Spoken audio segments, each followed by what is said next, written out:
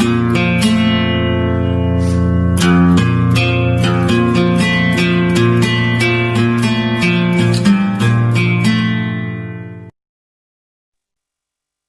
pembawa firman Tuhan dipersilakan. Ya, selamat siang Bapak Ibu Guru dan juga anak-anak SMA yang dikasihi Tuhan. Pada siang hari ini kita akan bersama merenungkan satu firman Tuhan. Sebelumnya kita akan berdoa, mari kita berdoa. Bapa di dalam surga, terima kasih Tuhan untuk pemeliharaan Tuhan. Kami sudah melewati waktu-waktu yang Tuhan sudah berikan kepada kami hingga saat ini. Dan juga pada hari ini kami tadi sudah beraktivitas, melakukan pembelajaran jarak jauh, ataupun juga kegiatan yang lain. Dan saat ini Tuhan kami rindu untuk bersama-sama belajar firman Tuhan. Kiranya Tuhan mau berkati setiap kami, berkati hati dan pikiran kami untuk kami bisa berkonsentrasi, memusatkan diri pada firman Tuhan. Dan biarlah firman Tuhan itu boleh tertanam di dalam hati kami, bertumbuh, berbuah di dalam hidup kami. Terima kasih ya Bapak.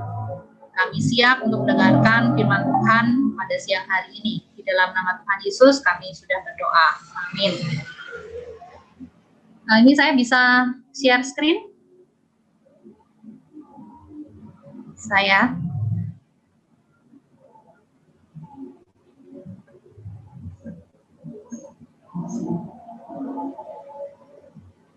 Apa sudah nampak? Sudah, Bu. Sudah ya. Nah, ini adalah judul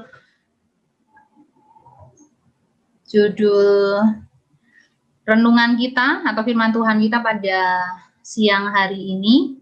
Judulnya adalah masa depan kumiliki karena Tuhan. Ya, masa depan kumiliki karena Tuhan. Nah, kita akan membaca satu ayat firman Tuhan dari Amsal 19 ayat 20 sampai 21. Ya, saya akan bacakan untuk kita sekalian. Dengarkanlah nasihat dan terimalah didikan, supaya engkau menjadi bijak di masa depan. Banyaklah rancangan di hati manusia, tetapi keputusan Tuhanlah yang terlaksana. Nah, ini adalah bunyi dari firman Tuhan dari Amsal 19 ayat 20 hingga 21. Nah, kitab Amsal ini ditulis oleh Salomo ya, yang terkenal dengan hikmatnya. Kalau kita ingat ceritanya Salomo waktu menjadi raja, dia berdoa kepada Tuhan untuk dia minta hikmat, ya, dia tidak minta kekayaan, dia tidak minta umur panjang, tetapi dia minta hikmat, ya. Jadi Amsal yang ditulis oleh Salomo adalah isinya itu adalah kumpulan dari nasihat-nasihat yang diberikan atau dicatat atau ditulis oleh Salomo, ya. Dan kitab Amsal tadi dikatakan di dalam video tadi itu seperti hukum moral, gitu ya. Jadi nasihat-nasihat itu seperti hukum sebab akibat. Jika kita melakukan ini, maka akibatnya seperti ini. Begitu ya, jika kita melakukan yang kebalikannya, kita akan mendapatkan juga hasil yang sebaliknya. Nah, itu seperti itu tentang Amsal ya.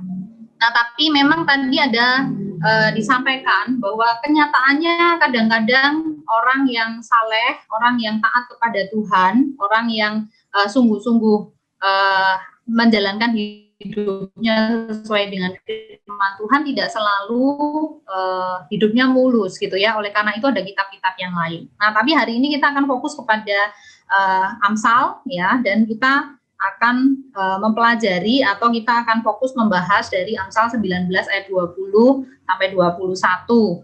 Nah, tadi sudah kita baca dan kita akan baca sekali lagi ya. Dengarkanlah nasihat dan terimalah didikan supaya engkau menjadi bijak di masa depan. Banyaklah rancangan di hati manusia, tetapi masa depan kita ada karena masa depan memiliki karena Tuhan. Ya, jadi kita memiliki masa depan itu karena Tuhan yang merancangkan masa depan kita, dan juga Tuhan yang akan menuntun kita ke dalam masa depan kita. ya. Nah, rancangan Tuhan itu selalu yang terbaik, ya, selalu yang terbaik. Meskipun kadang-kadang itu seringkali mungkin berbeda, bertolak belakang dengan apa yang kita pikirkan, gitu ya. Kita berpikir bahwa saya nanti ingin menjadi ini, menjadi itu, begitu ya. Tetapi Tuhan itu membawa kita itu jauh melampaui apa yang kita pikirkan, dan ada rencana Tuhan di balik dari masa depan kita, ya. Nah, kalau kita ingat kisahnya Yusuf di Perjanjian Lama, ya, Yusuf yang merupakan anak dari Yakub, ya, dari 12 orang anak, ya. Jadi dia dengan jumlah saudara yang ke-11, kalau kita ingat kisahnya, pada waktu anak-anak sebenarnya dia sudah memiliki mimpi yang dari Tuhan. Dia sudah diberikan mimpi dari Tuhan, ya. Dan kalau ingat ceritanya, mimpinya itu adalah Yusuf dan saudara-saudaranya itu mengikat berkas-berkas gandum. Lalu yang aneh adalah berkasnya gandumnya Yusuf itu berdiri tegak, dan ke-11 berkas gandum yang lain itu tunduk. Nah, artinya Yusuf itu akan menjadi yang utama dibanding saudara-saudaranya, ya. Tapi justru itulah yang membuat saudara-saudaranya menjadi iri, ya, menjadi tidak suka kepada Yusuf. Bahkan ada mimpi yang kedua, yaitu ada matahari, ada bulan, dan ada ke-11 bintang. Lalu matahari, bulan, dan ke-11 bintang ini sujud menyembah kepada Yusuf. Sehingga ayahnya pun bertanya, mimpi apa itu? Gitu ya, masakan kami ayah, ibu, dan 11 saudaramu itu sujud menyembah engkau, gitu ya. Nah, tapi ternyata rencana Tuhan memang tidak pernah gagal, ya. Jadi mimpi itu terwujud di kemudian hari, sekalipun Yusuf melalui perjalanan hidup yang tidak selalu mulus, ya. Kalau kita ingat kisahnya, Yusuf dimasukkan di dalam sumur, Yusuf dijual ke Potifar, Yusuf menjadi budak. Bahkan pada saat dia menjadi budak pun dia bekerja dengan sungguh-sungguh, dengan baik, tapi karena dia tidak mau melakukan dosa, gitu ya, dia tidak mau melayani istri Potifar, dia bahkan difitnah dan masuk penjara, ya. Nanti kita lihat kisahnya ketika dia di dalam penjara, dia mengartikan mimpi, ada juru makan dan juru roti dan juru minum, ya. Nanti setelah itu sekian lama waktu kemudian, baru ketika Firaun bermimpi, barulah orang ingat kepada Yusuf yang mengartikan mimpi, ya. Nah, kalau kita ingat kisahnya ini, ya, kita belajar apa dari kisah Yusuf? Kita belajar bahwa rancangan Tuhan tidak pernah gagal, ya. Tuhan yang sudah merancangkan, Tuhan sudah memberikan masa depannya Yusuf itu sebenarnya sudah diperlihatkan dari sejak dia anak-anak, dengan memberikan mimpi bahwa berkasnya Yusuf itu tegak berdiri, sedangkan saudara-saudaranya itu berkasnya akan tunduk, gitu ya. Bahkan ayahnya dan ibunya itu di dalam mimpinya yang diwakili bintang, bulan dan matahari, dan ke-11 bintang itu sujud menyembah Yusuf, ya. Dan kita tahu sendiri akhir kisah Yusuf, ya. Yusuf diangkat menjadi orang paling nomor 2 terpenting, gitu ya, selain Firaun, ya, di Mesir, dan dia akan mengelola, memanajemen ketika terjadi kelaparan, sehingga Mesir tidak menderita kelaparan, dan bahkan dia bisa menjual gandum kepada negara-negara lain, bangsa-bangsa lain, dan akhirnya kita tahu sendiri ceritanya, keluarganya Yakub semua akhirnya pindah ke Mesir, ya. Nah, rancangan Tuhan tidak pernah gagal, ya. Tapi kadang-kadang kita memang melewati jalan-jalan lika-liku yang mungkin dalam tanda kutip kita merasa kita nggak mungkin akan mencapai itu, begitu ya. Sepertinya jalannya buntu, sepertinya jalannya salah, begitu ya. Tetapi Tuhan tidak pernah gagal. Lalu yang kedua, mimpi Yusuf terwujud meskipun melalui banyak rintangan, ya.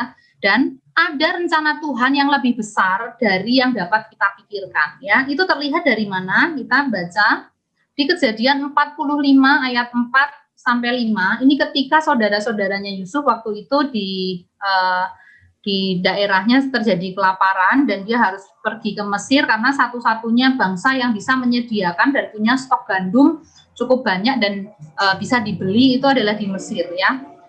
Nah, jadi saudara-saudaranya Yusuf kan waktu itu datang untuk membeli ya, dan mereka tidak tahu bahwa itu Yusuf yang sudah menjadi orang yang mengelola negara itu gitu ya, maksudnya untuk dalam soal pangan ya.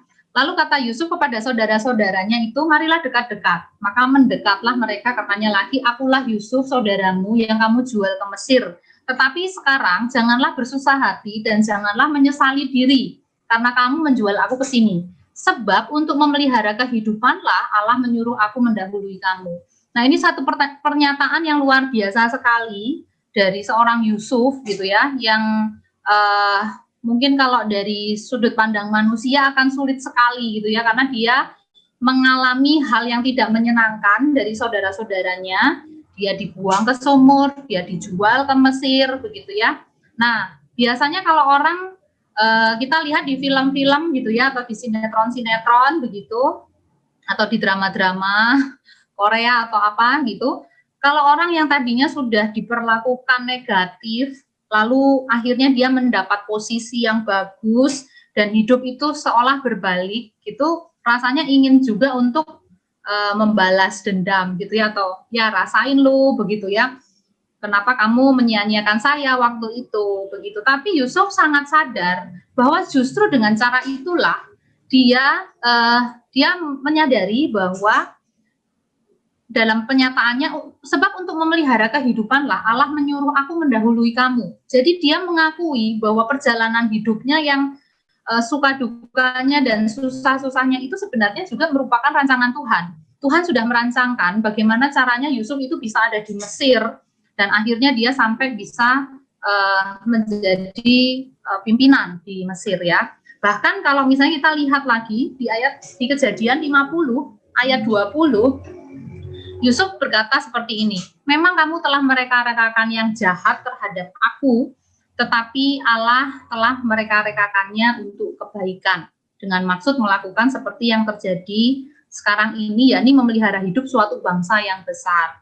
Nah, jadi Yusuf sangat mengakui bahwa sekalipun ya ada orang yang berbuat jahat, saudara-saudaranya sendiri, mereka-rekakan yang jahat, tetapi dari kejahatan yang dilakukan saudara-saudaranya itu justru Allah mereka-rekakannya untuk kebaikan, dengan maksud dia bisa memelihara hidup suatu bangsa yang besar. Nah, ini luar biasa sekali ya. Jadi bukan hanya Mesir saja yang ditolong, tapi juga dia akan menolong keluarganya juga ya. Dan itu Mesir kan kalau kita baca kisahnya itu menjual gandum gitu kepada bangsa-bangsa yang ada di sekitar karena kelaparan yang cukup parah ya. Nah, apa yang kita pelajari dari Amsal dan dari kisahnya Yusuf ini ya. Jadi kita tadi belajar di dalam kitab Amsal itu ada yang sering sekali disebut di kitab Amsal adalah hikmat. Hikmat itu pakai hanya itu H besar. Nah, hikmat ini sendiri ya, karena kalau kita ingat di Kejadian gitu ya, pada Tuhan menciptakan itu melalui firman-Nya ya, firman itu perkataan gitu ya, dan firman itu menjadi manusia dan firman itu adalah Yesus gitu ya. Nah, hikmat di sini juga merujuk kepada Yesus, merujuk kepada firman itu. Nah, barang siapa mencari hikmat, mencari Tuhan Yesus, itu hidupnya akan dipimpin oleh hikmat gitu ya. Tadi kita lihat sendiri di dalam videonya ya. Jadi ketika kita takut akan Tuhan, takut dalam arti respect kepada Tuhan, kita memberi diri untuk dipimpin Tuhan, itu Tuhan yang akan menuntun kita, membawa kita kepada apa yang menjadi rencana, apa yang menjadi kehendak Tuhan. Bahkan itu melampaui dari apa yang kita pikirkan, ya. Nah, teman-teman di SMA, kalau ini ada satu bahan ya, ada satu bahan ini dari materi Cambium yang sedang didiskusikan di kelompok kecilnya kakak-kakak kalian kelas 12 ya. Dan minggu-minggu ini memang kita sedang membahas ini ya, Kristus sebagai pusat hidup orang percaya. Nah, sebelum kita kenal Tuhan, sebelum kita percaya kepada Tuhan Yesus, kita itu hidupnya berpusat pada aku. Ya, mungkin kalau kita waktu masih anak-anak itu yang menentukan hidup kita, menentukan pilihan-pilihan kita adalah orang tua kita, ya. Misalnya karena masih bergantung sekali kepada orang tua. Jadi misalnya mau sekolah di mana, mau makan apa, begitu ya, mau bajunya, pakaiannya seperti apa. Waktu kita masih anak-anak, itu mungkin ditentukan oleh orang tua kita, ya, artinya juga orang atau manusia yang menentukan, gitu ya. Nanti setelah kita mulai dewasa, mulai bisa mengambil keputusan sendiri, itu kita bisa keputusan pilihan-pilihan itu menjadi tanggung jawabnya kita, ya. Kita menjadi lebih mandiri dan kita bisa memutuskan apa menjadi pilihan-pilihan kita. Nah, jadi kesimpulannya adalah kita ini hidup fokusnya diri atau kita tuh bergerak melakukan sesuatu, termasuk dalam kita merancang masa depan kita, pilihan-pilihannya itu selama ini pusatnya atau yang menjadi sentral adalah aku, ya. Apa yang aku suka, apa yang aku inginkan, apa yang aku minati, apa yang menjadi kesukaanku, ya. Nah, di dalam gambar itu, di situ kan ada bagian-bagian, ya, ada keuangan, kesehatan, pendidikan, rekreasi, keluarga, pergaulan, pekerjaan dan sebagainya. Itu semua berpusat untuk aku. Kalaupun misalnya sekarang kita belajar, lalu ditanya, untuk apa kamu belajar? Supaya pintar. Kenapa kamu pintar? Supaya nanti bisa bekerja. Kenapa tujuannya bekerja apa? Supaya bisa menghidupi diri kita, supaya kita bisa menyenangkan orang tua. Itu tetap fokusnya aku, gitu ya. Diriku, orang tuaku, gitu ya, keluargaku. Kalau misalnya kita yang lebih keren lagi itu kita bilang kita ingin berguna bagi bangsa dan negara. Tapi itu bangsa dan negaraku, gitu kan. Jadi sebenarnya untuk aku, gitu ya. Lalu juga misalnya contoh,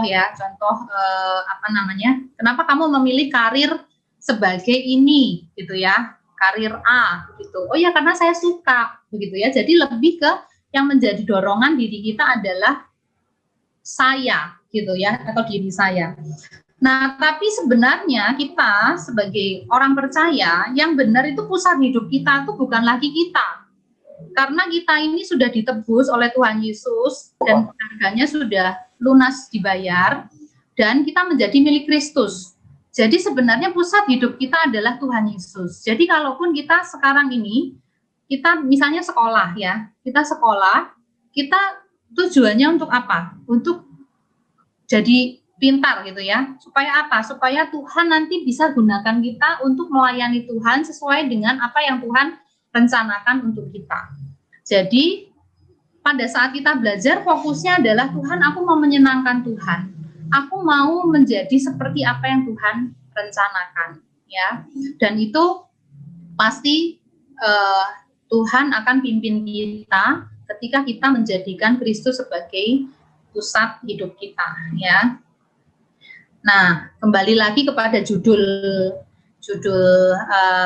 renungan kita pagi hari ini, masa depan kumiliki karena Tuhan. Jadi Tuhan sudah merancangkan kita itu sesuai dengan desainnya Tuhan dan sesuai dengan destiny yang Tuhan berikan kepada kita, ya. Saya akan stop untuk sharing untuk layar saya dan saya akan lanjutkan dengan masih terus untuk mendiskusikan hal ini, ya.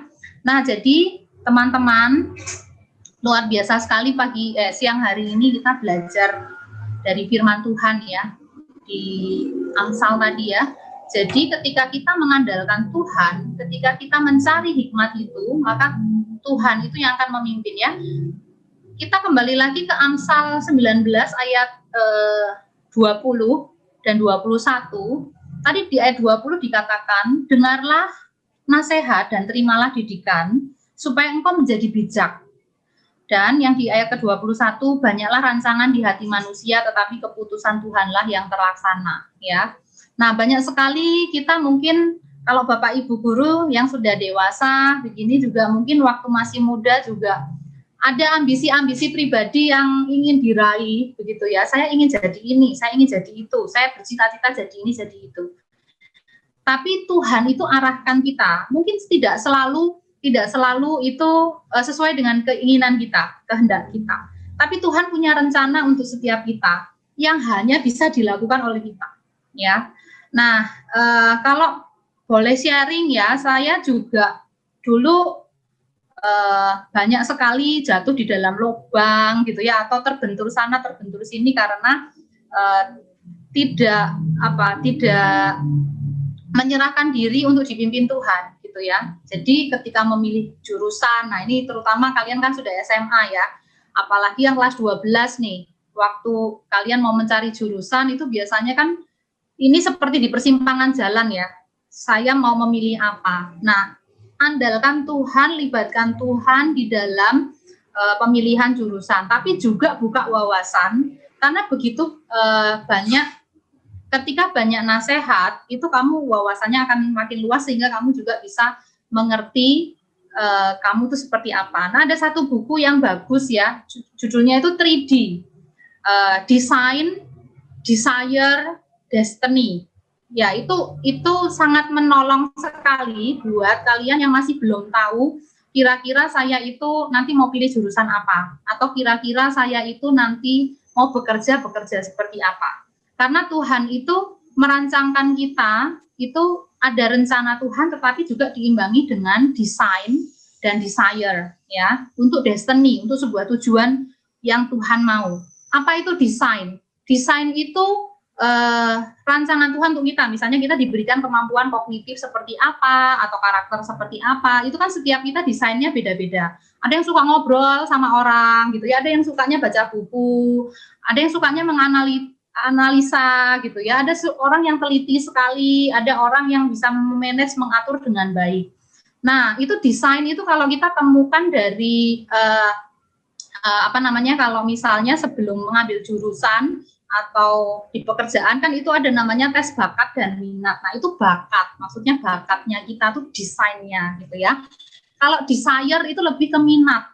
Desire itu hasrat, kecintaan gitu ya. Nah, mesti temukan dua-duanya ini klop. Desain ada, desire ada, dan temukan itu destiny. Destiny itu lebih berbicara tentang panggilan Tuhan. Jadi melampaui hanya sekedar oh saya bakatnya oke, minatnya oke, di situ. Tapi kita menyerahkan untuk Tuhan pimpin dan Tuhan akan membuat itu menjadi berkat ketika kita bisa melaksanakan dengan baik ya.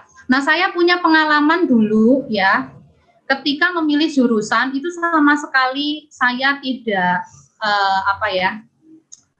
sama sekali salah pemilihannya. Jadi waktu lulus SMA itu dulu juga tidak seperti sekarang ya. Maksudnya kalau sekarang kan zaman internet kita bisa searching apa saja jurusan-jurusan, itu kan kita bisa buka wawasan. Dulu itu terbatas dan ya profesi-profesi juga sangat terbatas sehingga saya juga tidak tahu. Dan saya itu memilih jurusan kuliah gitu ya. Itu alasannya sangat konyol sebenarnya. Cari yang murah gitu ya. Cari yang murah. Nah, waktu itu saya tinggalnya di Jawa, di kota yang namanya Temanggung, dan kota yang dekat yang cukup banyak, maksudnya kota yang ada kampusnya, ada universitasnya itu Jogja, atau Semarang, atau Salatiga, gitu ya, ada pilihan-pilihan.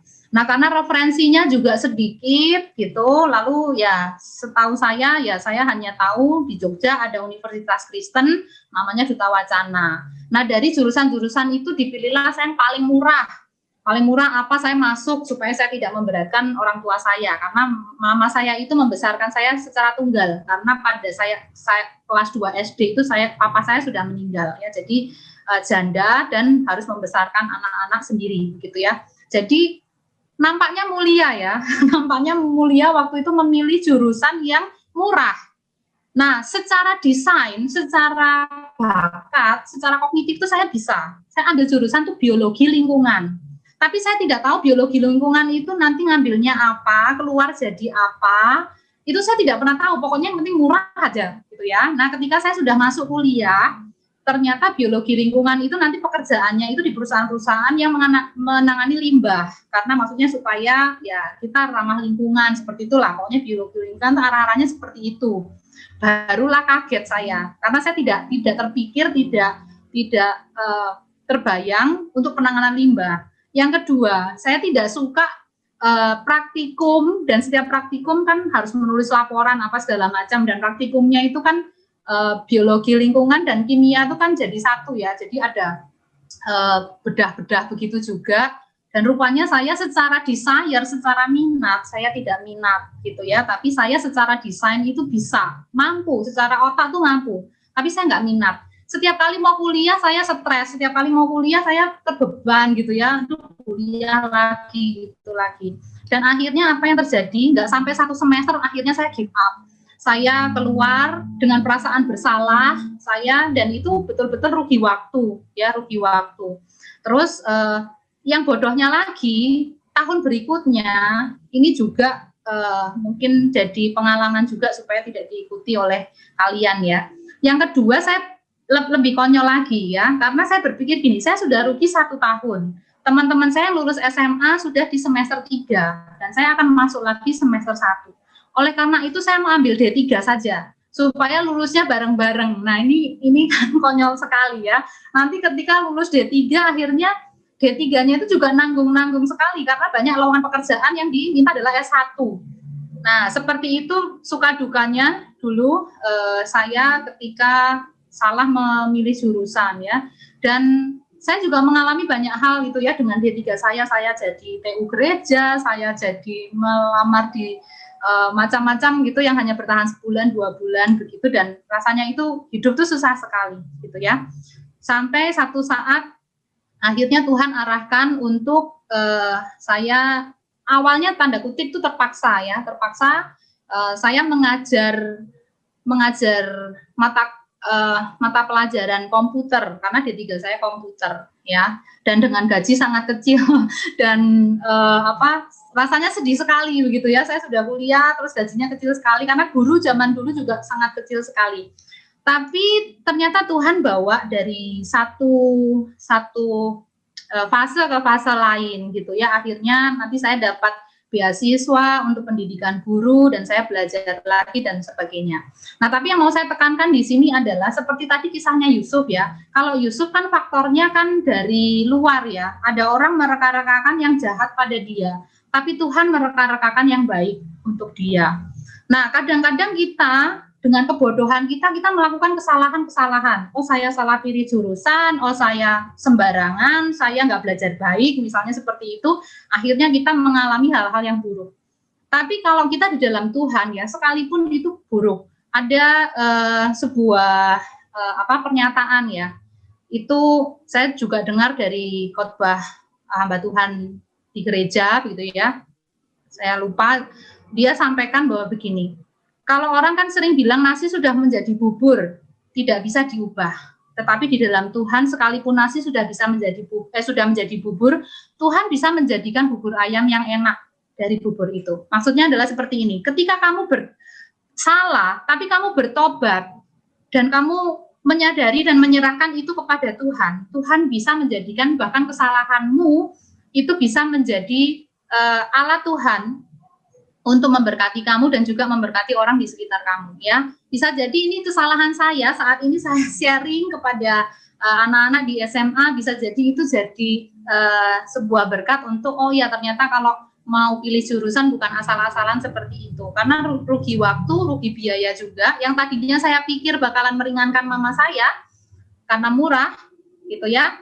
Tapi karena saya keluar gitu ya, saya tidak melanjutkan kuliah, itu kan jadi membuang uang yang sudah masuk begitu ya. Nah, itu kebodohan saya ya. Jadi tapi saya percaya di dalam Tuhan, ketika kita menyerahkan diri di dalam Tuhan, Tuhan bisa merancangkan hal yang baik sekalipun kita terbentur-bentur ya ke sana kemari gitu ya, jatuh di lubang. Dan tapi kita percaya bahwa Tuhan kita luar biasa.